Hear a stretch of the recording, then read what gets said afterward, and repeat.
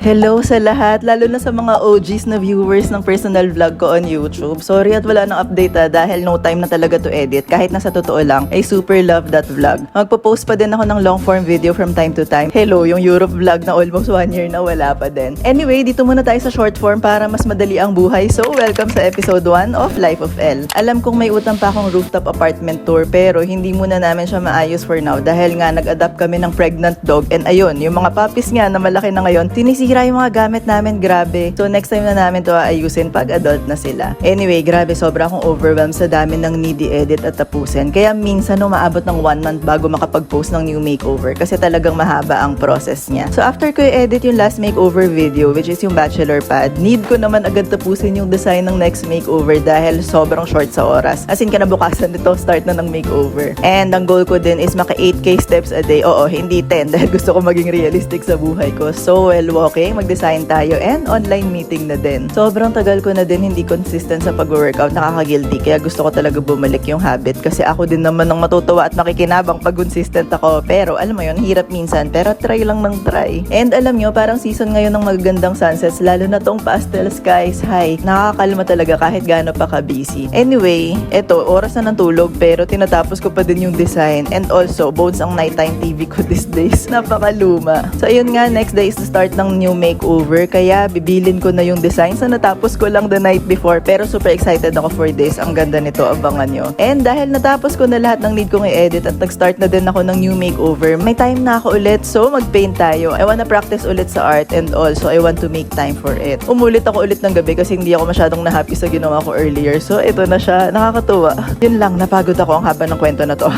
Till next time.